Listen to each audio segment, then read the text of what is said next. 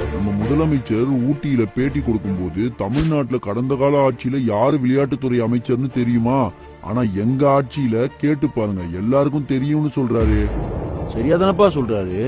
அம்மா ஆட்சியிலையும் எடப்பாடியார் ஆட்சியிலையும் எல்லா துறை அமைச்சர்களும் அவங்க வேலையை ஒழுங்கா செஞ்சாங்க. இவனுங்க மாதிரி விளம்பரமா செஞ்சுக்கிட்டானுங்க. அது மட்டும் இல்ல, யாரையோ திருப்திப்படுத்த F4 கார் ரேஸ் நடத்தி கோடிக்கணக்கான அரசு பணத்தை ஒண்ணுக்கும் யூஸ் இல்லாம வீணடிச்சது.